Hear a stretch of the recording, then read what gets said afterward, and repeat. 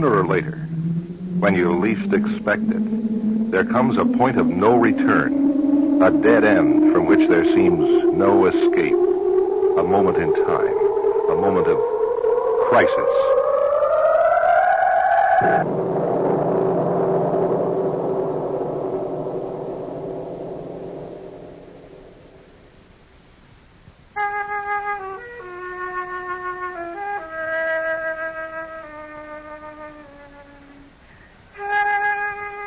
Saul Fetterman had it all.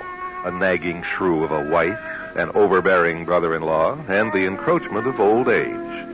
The one bright spot in his life was his job as chemist at the Sunny Bright Paint Company, where he and a handful of other employees had weathered a change of ownership. Saul Fetterman's refuge was his work, which he did thoroughly and well, and in which he felt secure, until shortly before 10 on the morning of November 4th. Our tale of suspense, The Loophole, starring Hans Conried, will begin immediately following this message. And now, Hans Conried in The Loophole. Yes, come in. Oh, good morning, Bessie. Hello, Mr. Fetterman. Can I interrupt you? Oh, anytime, Bessie, anytime at all. Why? Mr. Richardson wants to see you. Richardson? He does? Yes. Now? Right now? He asked me to come get you. Come get me? Why does he act like I need a keeper? What's happening? I don't know. Bessie. Really, I don't... He... Oh, Mr. Fetterman. Bessie, what? No, wait a minute. Let me shut this door. Oh, it's as bad as that, is it? I don't really know anything. No, Bessie, you know everything. You are Madame Defarge and Golda Meir all rolled into one. Oh, you know.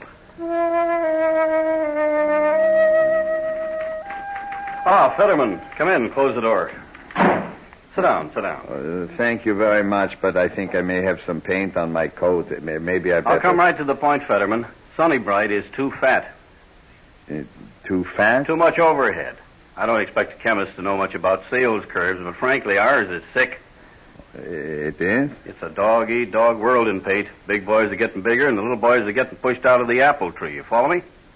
The apple tree? I think you know why I came here a couple of weeks ago.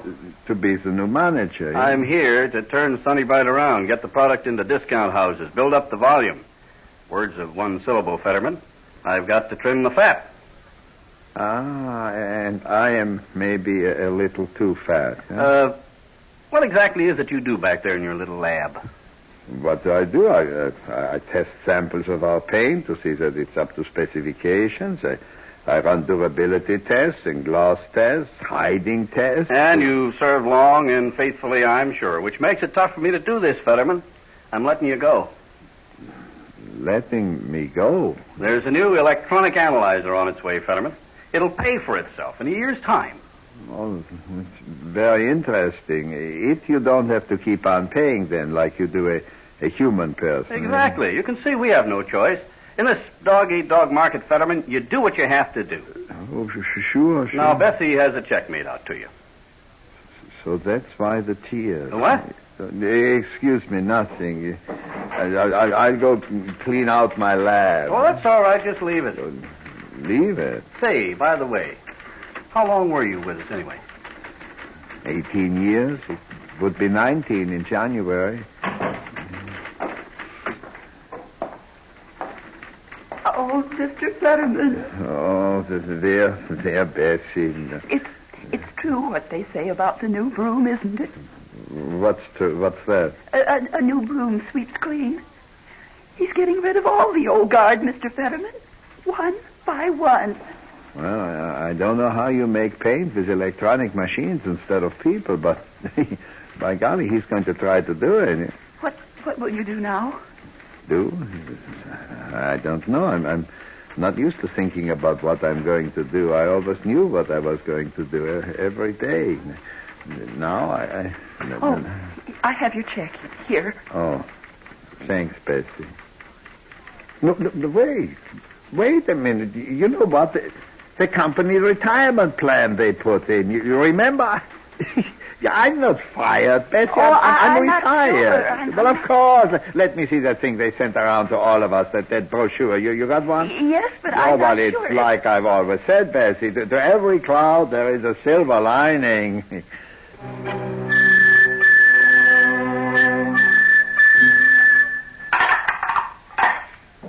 Saul, what are you doing home at 11 in the morning? You're sick.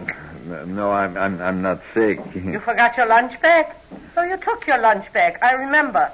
You lost your lunch I bag. didn't lose my lunch bag. I lost my job. Look, don't make jokes, Saul. Remember my heart. I'm sorry, Silla, but look, it's not as bad as it sounds. Bad? How long do you think we can survive without the paycheck? Yeah, well, you forget that the company has a retirement plan. Let me sit down before I fall down. Here, see right here. The Sunny Bright Paint Company, hereinafter known as the company, has provided for all its employees. Don't read me from the small print, Saul. What do you think you are, my brother Harry? My brother Harry is the lawyer in the family. Yeah, but if you'd only listen, Silla, it says here... I'll call Harry. But we don't need Harry. We need Harry.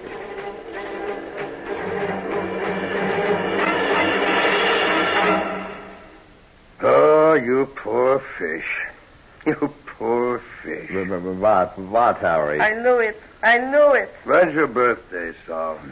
My birthday? It's December 10th. No. I mean, how old are you? I'm... He's 61. You're sure, sis?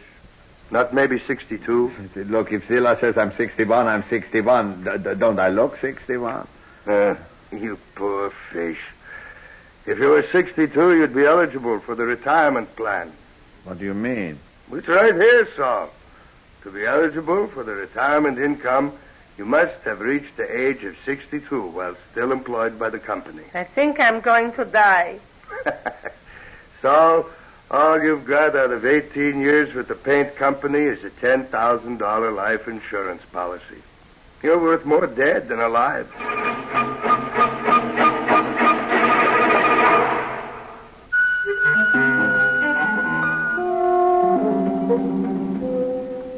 There's got to be a loophole in this somewhere, Harry. Read it for yourself. To be eligible for the retirement plan, you've got to be 62 years old. Oh, boy, some cheapskates. They knew I was 61. They knew if they didn't fire me now, they'd have to pay me retirement for the rest of my life. Call the doctor. I'm going to die.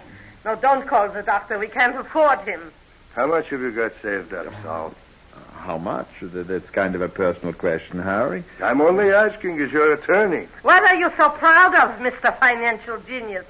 Harry is not only my brother, he is Harry Zinter, who put himself through law school and passed the state bar examination.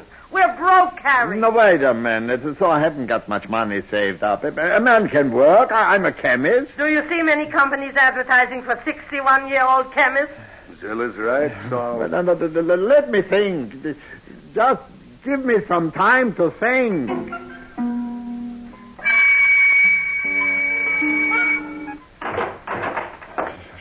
So you're still here, Harry, huh? We had lunch while you were waiting in the bedroom thinking. What did you decide to do, Saul? I think I'll go hunting. Job hunting? No. Yeah, hunting. You know, with a gun. Oi, we're heading for the poorhouse, and he takes a vacation. Maybe I can shoot a pheasant. That's some meat for the winter. Some Daniel Boone you are. You haven't hunted in 10 years. I know that. Talk him out of it, Harry. No, you can save your breath, both of you. I've packed some clothes, and I'm stopping by the store for some provisions. And I'm only going to be gone overnight, all right? I intend to be back tomorrow evening. If I shouldn't be back by then, something has happened. What are you talking? The Zilla, you know where the important papers are, the mortgage stuff and the car payment book, and the insurance policies. You know where they are, in the top left drawer of my chest in the bedroom. Huh? Now, the two policies, two $10,000 policies. Of course I know. One you're buying and one from Sunnybright. Well, good. Then I'm leaving. Harry, take good care of Zilla while I'm gone. And Zilla... Well? I love you.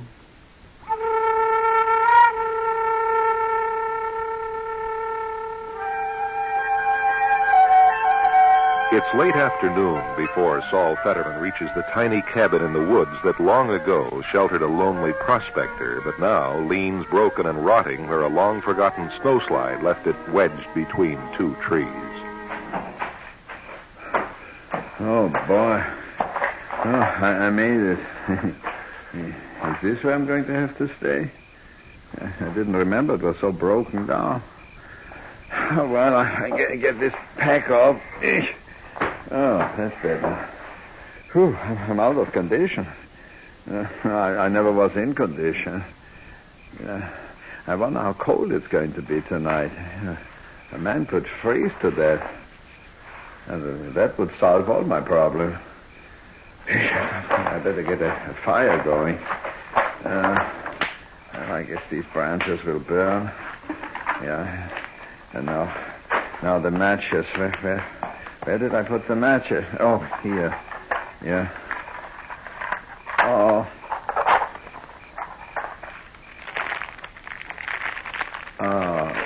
Oh, wait a minute. Oh, Fetterman, you forgot to bring anything to cook in. And, oh no, I don't even have a can opener. Oh, what a fool. Fetterman, you fool, you fool. The smoke is getting in my eyes. Oh, is that you, Saul? What? Who's there? I can't see a damn thing with the smoke in my eyes. Well. Saul Fetterman, the mighty woodsman. Oh, Harry, I don't believe it. But what are you doing here? Well, I figured you were going to get pretty hungry, so I brought some hot food. I don't understand. How did you know I that? followed you. Here, a thermos of hot chicken soup. Later we'll have some potato salad and apples. That's all I could get in a hurry without losing you. You were following me all the way from town? Hey, douse that fire. With all this smoke, you're going to get the Forest Service up here. You wouldn't want that, would you? No, of course not. There, it's out now. Yeah. Does Zilla know that you followed me? Sure. She sent me. Here, eat your chicken soup. Poor Zilla. She's worried sick, yeah? You said it. She knows what you're planning to do up here, and so do I. You're an idiot, Saul. Zilla wouldn't get a dime on those insurance policies if you're a suicide. Didn't you know that? Suicide? Come on. After that farewell speech, what do you think? Of course we knew. Well, you're wrong. You're both wrong. Is that so? Yes, I swear it. I wouldn't commit suicide. That's wrong. It's immoral. So what were you going to do up here? Oh, Harry, I'm a desperate man. I had it all figured out. I even brought along extra clothes and my spare dentures and everything to throw in the river. What do you mean, to throw in the river? To make it look like an accident, to make it look like I was dead. Don't you see? I figured I'd make it look like I had died, and then in a little while... After the insurance company paid your widow off? Yeah, then I'd go back down and get Zilla. We change our names, go away, and start really living. Maybe in Florida. So, that's grand larceny. I know, but what have I got left but larceny? But, honey, it's too late. Why is it too late? Huh? What you need is someone to substantiate your death. You mean, Harry, you'd help me? I don't know, Saul. I'd like to. You know that. I mean, after all, Zilla is my sister. But I'd be taking an awful risk. Oh, I know. Just forget it, please. Forget I ever said anything about it. There'd be an investigation. But, of course, if a respected member of the legal fraternity testified that he saw you lose your footing and fall into the river up above the falls. No, that won't do. No, why not? That sounds great. No. There'd have to be a body turn up eventually. Oh. But fire. You say you brought extra dentures? Yes. All right, give me the dentures. And your wristwatch. And keys. Anything else you carry with you that wouldn't burn. All right. Here are my keys. And then here's my watch. What are you going to do with them? Leave them in your car when we burn it. Come on. You burn my car? How will I get back down off this mountain? You won't, Saul. You'll be hiding up here until it's all over. Well, that's what you planned to do, wasn't it? Yes. And Harry, you're going to help me. How can I ever thank you?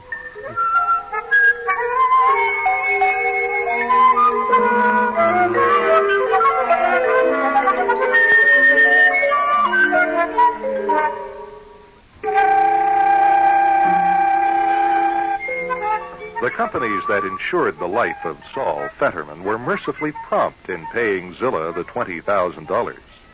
And the weekly secret trips to Saul's mountain hideaway by faithful brother-in-law Harry Zinter bring not only provisions, but news of the outside world. Great news, Saul. Zilla thinks she's got a buyer for the house. Oh, yeah, a buyer? Oh, that's wonderful, Harry. Oh, I'll be so glad to come down off this mountain and stop living like a hermit. When she sells the house, you tell her she's to buy a ticket direct to Florida, and I'll follow right after. Then it's a new life for the Fettermans, yeah? Yeah. How long do you think it's going to be? Hard to say exactly. Well, tell me, how is she doing? Putting on a good act, the bereaved widow, so no one should know I'm really alive, huh? I'll tell you the truth, Saul. You know Zilla and her big mouth. Oh, do I know? So I never told her you were really alive. What? She thinks I'm really dead? It's safer this way, Saul. Safer? You mean at this moment Zilla is grieving around thinking I'm dead and gone? Harry, what kind of a brother are you? I'm a brother who's afraid Zilla would open her mouth and put us both in the penitentiary. That's what kind. Leave it to me, will you? Leave it to me, he says. My poor Zilla. Harry, take me off this mountain now. Are you crazy? Take me off this mountain tonight. I'm going to see Zilla so she won't be worried sick. Saul, she isn't worried about you anymore. You're dead. You don't worry about dead people. Well, Zilla would. Come on, Harry. With this black beard I've grown, no one would recognize me.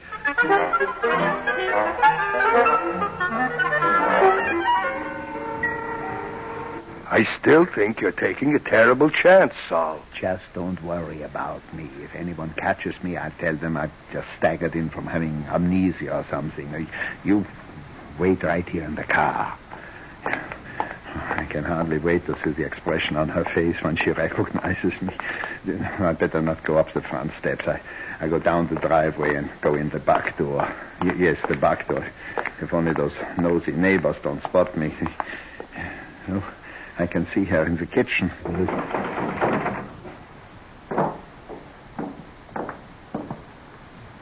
Who is it? Zilla, open up. What? Who's there? Zilla, it's me. I'm not really dead. Who are you? What do you want? No, Zilla, it's me, Saul. Look, I just grew this beard. Saul? Let me in, Zilla. Saul? Let me in. I'll explain everything. Isn't it wonderful, Zilla? I'm really not dead. I'm fine. And we're going to Florida. And... Oh, no. Zilla. Oh, no. What have I done? I've got to get help. Harry, come quick. Harry, get out of the car and come quick. Don't just sit there, Harry. You old fool, keep your voice down. But Harry, when she saw me, she passed out. I think she may be dead. Yeah, well, with her heart condition, I wouldn't be surprised. But then get out and help me. No, Saul. I'll tell you what I will do. I'll give you a lift down to the freight yards. Why would I want to go down to the freight yard? I'm worth $20,000. Not anymore. If poor Zilla's dead, she can't share it with you, can she? No. You're right. Then who gets it? Well, it's right in her will that I drew up for her. Her estate goes to her nearest living relative. That's you. Strange how things work out, isn't it, Saul? Well, you cheap, conniving shyster. Not to what, Saul? Turn me in?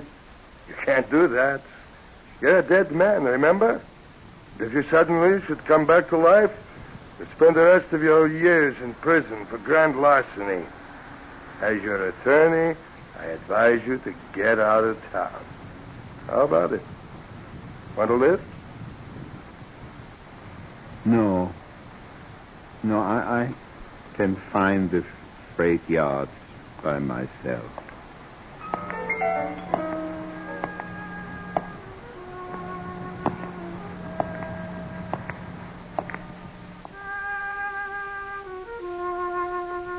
Saul Fetterman, a study in frustration, whose occupation from here on out is to maintain himself in a state of oblivion, which is a lot colder than Florida this time of year. Our special guest star on Crisis was Hans Conried.